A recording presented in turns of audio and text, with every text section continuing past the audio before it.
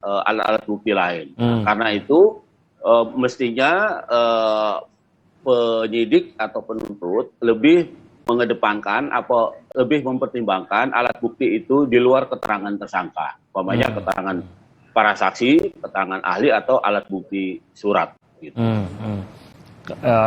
Karena ini kan keterangannya setidaknya yang tadi saya gambarkan, satu, Bu Putri tersangka kuat juga begitu. Nilai dari keterangan tersebut apakah lantas tidak sekuat keterangan misalkan saksi yang tidak terkait dengan perbuatannya ataupun keterangan dari pihak-pihak lain yang tidak terkait dengan perbuatannya? Apakah ada nilai yang berbeda di situ, Bang Fikar? Ya, maksud saya gini, tentu saja seseorang yang disangkakan melakukan sebuah perbuatan melanggar hukum akan lebih membela diri, begitu. Paling tidak kan kita bisa menduga begitu. Ya, betul. Jadi ada gini dulu, ada definisi saksi dulu. Ya, kalau saksi itu adalah orang yang melihat, mendengar, atau bahkan merasakan sendiri. Ya. Gitu. Nah, kalau jadi base-nya atau dasarnya adalah pengetahuannya tentang peristiwa. Gitu. Ya. Nah, kalau saksi ahli kan pengetahuan base-nya adalah pengetahuannya, ilmu pengetahuannya. Tetapi kalau saksi fakta ini dia keterkaitannya adalah karena dia melihat, mendengar atau bahkan merasakannya sendiri. Nah, karena itu dalam satu tindak pidana yang terdakwanya atau tersangkanya lebih dari satu orang, salah satu tersangka itu bisa menjadi saksi untuk tersangka yang lain. Meskipun ini juga banyak diprotes ya, karena itu disebut dengan saksi mahkota itu. Saksi yang sama-sama melakukan tindak pidana gitu. Jadi dia bisa bersaksi untuk pelaku lainnya gitu, karena mereka memang bersama-sama melakukan. Tapi itu tadi ada banyak diprotes orang ya, tetapi ya itulah KUHP kita terus jalan. Artinya kalau hakim memang menganggap itu bagian dari keterangan saksi, meskipun dia kedudukannya sama-sama terdakwa pada kasus yang lain umpamanya, nah, dia tetap didengar keterangannya sebagai saksi. Oke, itu status hukumnya. Saat ini sudah bergabung bersama kami dari tim kuasa hukum keluarga Yosua, Bang Martin Lukas. Selamat pagi, Bang Martin. Selamat pagi, Mas. Terima kasih sudah bergabung. Ya, pagi juga, Martin. Yo. Bang Martin, saya ingin tahu keluarga Yosua tanggapannya bagaimana setelah mendengar bahwa dalam BAP yang diberikan oleh Ibu Putri dalam pemeriksaan hari Jumat lalu tetap kekeh pada terjadinya pelecehan seksual, Bang Martin? Ya, sebenarnya kita kecewa karena gini, sudah ketangkap tangan berbohong pada peristiwa sebelumnya, tapi sekarang kami pikir apa yang disampaikan ini juga dalam rangka untuk menutupi kebohongan yang sebelumnya. Nah, tentunya saya sebenarnya malas berkomentar karena sudah panjang saya komentarin ini, tapi intinya beginilah, Mas. Segala sesuatu yang dimulai dengan kebohongan itu kualitasnya tidak ada. Jadi tidak penting juga. Justru hal ini, ya, strategi beliau ini nanti akan memberatkan beliau. Kenapa gitu? Karena untuk menutupi satu kebohongan, itu dibutuhkan kebohongan baru. Sedangkan pada pemeriksaan, cara jaksa memeriksa, cara hakim memeriksa, itu selain melihat kualitas apa yang disampaikan, tapi juga melihat juga bagaimana cara penyampaiannya. Apakah ada jeda waktu, apakah ada gestur-gestur yang sepertinya rekayasa, itu juga dinilai. Nah, makanya tadi saya sepakat bahwa apa yang disampaikan Pak Abdul Fikar, keterangan saksi itu kan tidak bisa hanya satu orang. Ada azas yang mengatakan bahwa unus testis, dulus testis itu ya, satu saksi bukan saksi. Harus ada dua. Nah, normatifnya dua, tapi pada penerapannya bisa saja dua tidak cukup, bisa saja tiga, bisa saja empat gitu ya.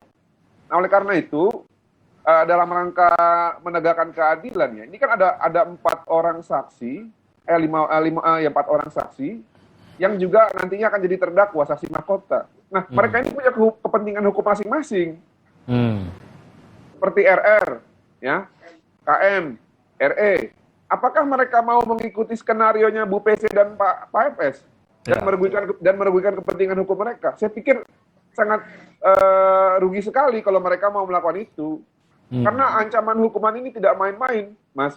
Ancaman hukuman ini bisa sampai dengan hukuman mati. Bagaimana kalau nanti unsur perencanaannya terbukti, lalu delik materialnya juga terbukti, lalu hakim juga menganggap bahwa mereka tidak kooperatif, lalu publik juga meminta keadilan, lalu keluarganya tidak memaafkan.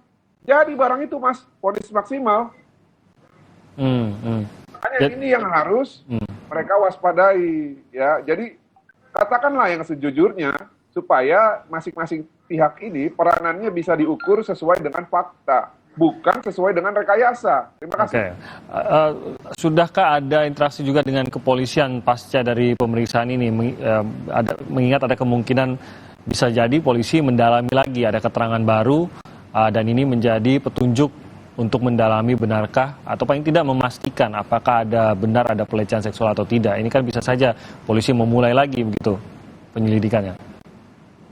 Jadi pelecehan seksual sendiri ya, kalau kita ikuti Undang-Undang Tindak Pidana Kekerasan Seksual ya, Undang-Undang 12 tahun 2022, di situ definisi korban tidak menjelaskan gendernya itu apa. Apakah harus laki-laki, harus perempuan.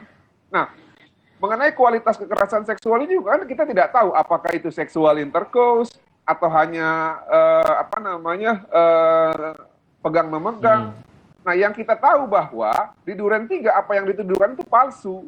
Jadi tidak perlu juga buat kami untuk mencari tahu bahwa di Magelang itu ada atau tidak. Biarlah nanti di persidangan mereka buktikan. Karena ini beban pembuktian ada pada orang yang mendalilkan gitu loh. Nah, saya ke Pak Fikar. Ini kan tampaknya kalau kita bicara soal yang diakui oleh Bu PC ini dalam BAP-nya, tampaknya bukan secara langsung terkait, yang mungkin mempengaruhi, tapi bukan proses dalam peristiwa pembunuhan Yosua. Kita bicara mungkin lebih kepada motifnya kalau begitu. Apa yang mendorong, apa yang menjadi motif. Tidakkah begitu, Pak Fikar? Dan ini tampaknya memang tidak berhubungan langsung dalam arti pelaksanaan pembunuhan ini sudah dilakukan, apapun perencanaan dan detail dalam pembunuhan tersebut, itu tetap harus menghadapi implikasi hukum, terpisah dari apapun alasannya, terpisah dari apakah benar dilakukan pelecehan atau tidak. Betul begitu, Pak Fikar? Iya, artinya kan proses pidana terhadap satu perbuatan yang sudah terjadi, yaitu ada korban, matinya seseorang atau terbunuhnya seseorang, nah itu harus tetap jalan gitu. Apapun motifnya gitu. Ya, bahwa umpamanya nanti didalilkan penembakan itu bagian dari pembelaan, nah itu persoalan lain gitu. Nanti itu yang akan dilakukan pemeriksaannya di pengadilan. Boleh saja si pelaku itu mendalilkan apapun gitu. Dan tentu saja dalil-dalilnya itu juga harus didukung oleh satu kenyataan atau satu pembuktian.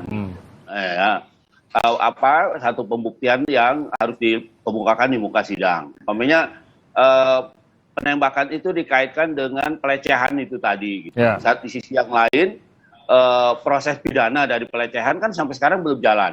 Ya, baik yang di Jakarta maupun yang umpamanya di tempat lain gitu, ya. Bahkan di Jakarta sudah dihentikan oleh kepolisian itu, dianggap tidak ada peristiwanya gitu, ya. Nah, bahwa pelaku dia mendalilkan dalam kerangka membela dirinya, ya nggak apa-apa, ya memang dia punya hak untuk membela diri gitu, ya. Cuma itu tadi harus didukung dengan bukti tadi ya.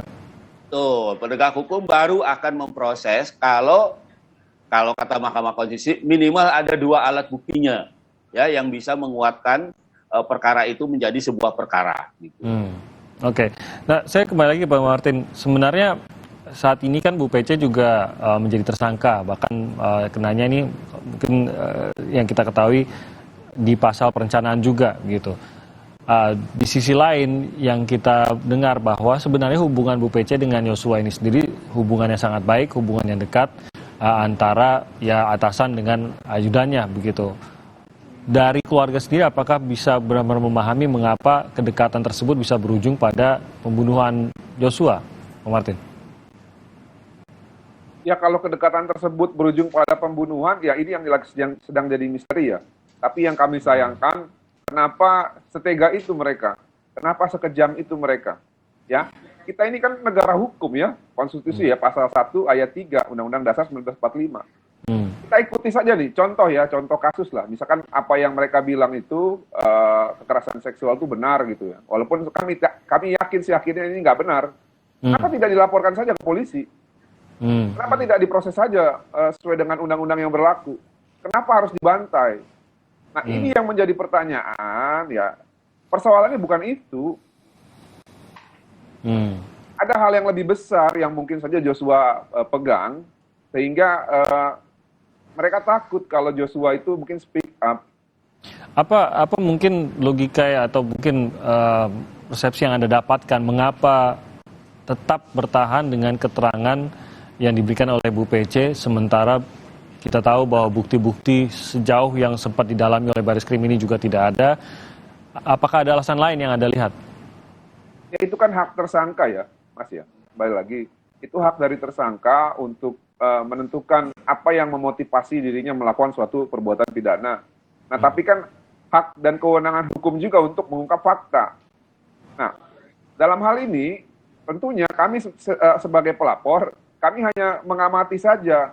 Nah, ketika mereka konsisten tetap menyerang secara pribadi dan memfitnah bahwa si almarhum yang sudah meninggal ini melakukan kekerasan seksual, tentunya itu merugikan hak hukum dari klien kita. Nah, ini yang sedang kita counter, jangan sampai hal tersebut itu digaung-gaungkan. Seperti contoh, hari Jumat kami terpaksa membuka ataupun membuat laporan pengaduan palsu yang dilakukan oleh diduga-dugaan oleh Bu FS dan Pak FS dan Bu PC. Kenapa? Dengan harapan agar yang lain juga nanti stop gitu berbicara masalah ini. Masalah kekerasan seksual, masalah pengancaman, itu udah selesai. Gak ada itu barang itu, sudah di SP3. Ya udah jangan diomong-omongin lagi. Oke. Nah, nanti kita akan berbicara lebih jauh lagi. Kita ingin tahu juga terkait dengan motif ini dan bagaimana sebenarnya akan menjadi pengaruhnya kalau dalam adanya pernyataan tersebut oleh Bu Putri. Apa pengaruhnya terhadap kasus? Apakah benar ini akan mengalihkan perhatian dari kasus yang sebenarnya? Kita akan bicara lebih jauh lagi. Dan mungkin catatan juga sebenarnya Pak Martin dan juga Pak Fikar, kami juga mencoba untuk mengundang dari tim kuasa hukum Bu PC, namun berhalangan untuk bergabung bersama kita pagi hari ini. Juga dari Komnas Perempuan masih belum dapat hadir bersama kita untuk pembicaraan pagi hari ini. Kami akan kembali usai jeda. Tetap bersama kami.